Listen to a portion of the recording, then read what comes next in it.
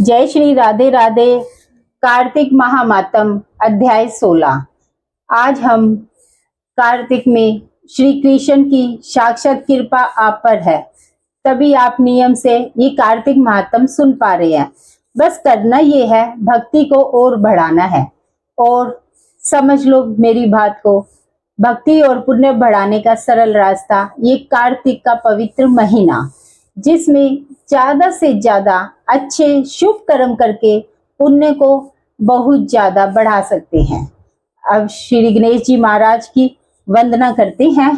कार्तिक मास महामातम अध्याय 16। कैलाशी शिव सुत सुनो, करो भक्त कल्याण, सब जन द्वारे आखड़ा, आज बचा लो प्राण। गणेश जी महाराज की जय।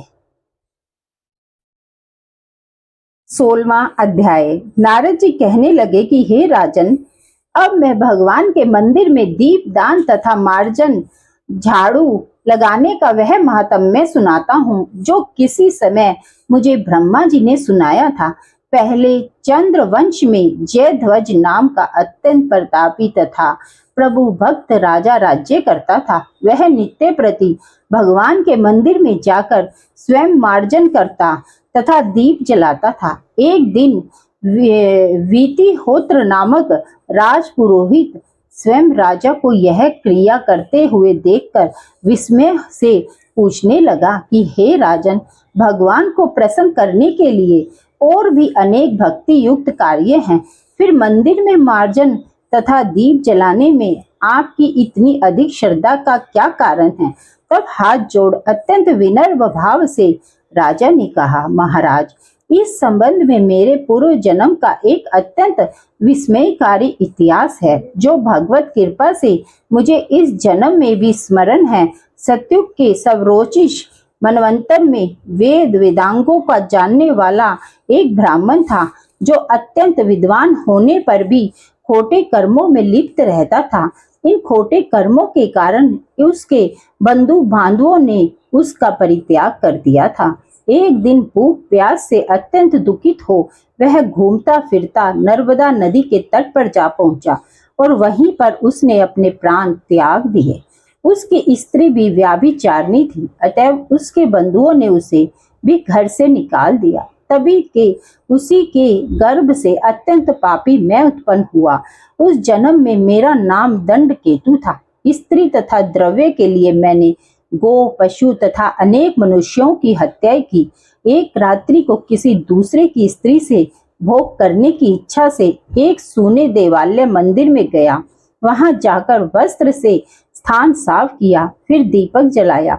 इतने से ही इस सूने मंदिर में दीपक जलता देख ग्राम रक्षक वहां आ पहुंचे और मुझे चोर या डाकू समझ उन्होंने लाठियों से प्रहार किया, जिससे मेरी मृत्यु हो गई। प्राण निकलते ही भगवान के दूत वहां पर आ गए और मुझे सुंदर विमान में बैठाकर बैकुंठ को ले गए। कार्तिक के महीने में भगवान के मंदिर में झाड़ू लगाने तथा दीपक जलाने से मुझे इतना फल मिला कि कई कल्प तक स्वर्ग में सुख भोग। अब मैंने चंद्र वंश में जन्म लिया है। यदि श्रद्धा भक्ति पूर्वक यही क्रिया कार्तिक के महीने में की जाए तो उसके पुण्य का कहना ही क्या है, अर्थात अत्यंत फल प्राप्त होता है।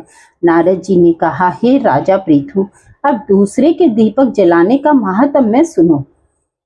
मनु के वंश में रैवत नामक राजा का भद्र बुद्धि नाम वाला पुत्र था।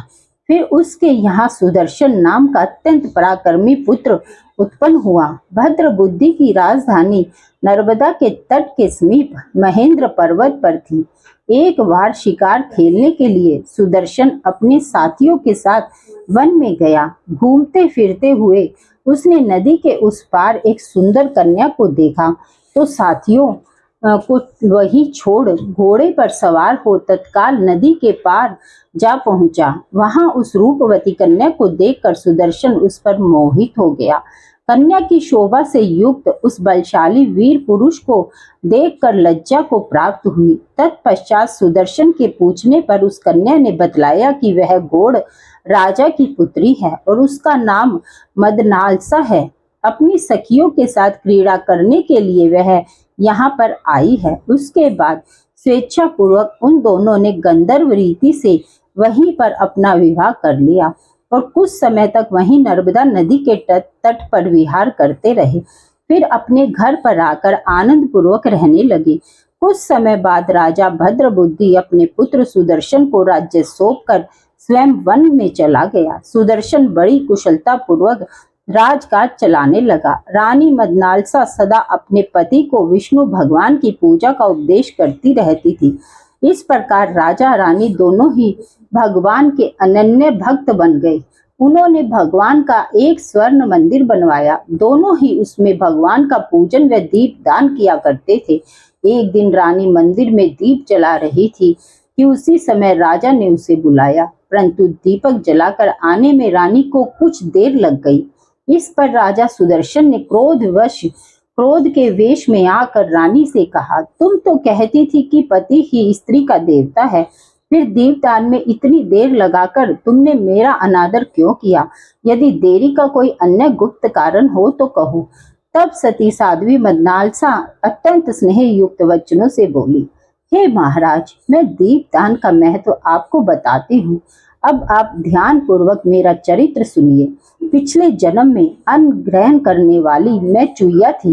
एक दिन गोदावरी के तट पर भगवान के मंदिर में रात्रि को जलता हुआ दीपक बत्ती छोटी होने के कारण बुझने लगा। मैंने बत्ती को लोभ से पकड़कर उठाया। उस समय दीपक तो जल गया, साथ ही मेरा मुंह भी जल गया।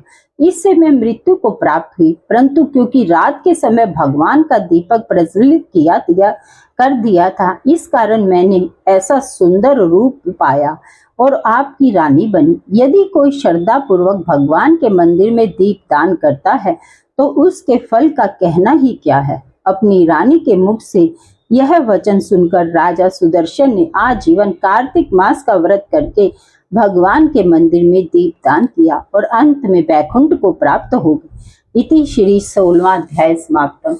ये आपने 16वां अध्याय सुना, जिसमें देखिए दीपदान की कितनी महिमा बताई गई है। अगर आप कुछ भी ना कर सके, पास के मंदिर में दीप जरूर जलाएं। मंदिर में ना जला सके तो अपने घर में तुलसा के पास जरूर दीप जलाएं, क्योंकि दीपक जलाने का कार्तिक के महीने में बहुत बड़ा उत्तम महत्व बताया गया है। तो इसीलिए आप दीप जरूर जलाएं, चौराहे पे कहीं भी। और अगर आपको मेरी कथा अच्छी लग रही है और आप सुन रहे हैं तो कमेंट बॉक्स में लिखकर जरूर बताएं कि आपको कैसी लग रही है और आपको और क्या सुनना है, वो भी कमेंट बॉक्स में लिखकर बताएं। और आप मेरी वीडियो को लाइक और सब्सक्राइब जरूर करें। धन्यवाद। जय श्री राम।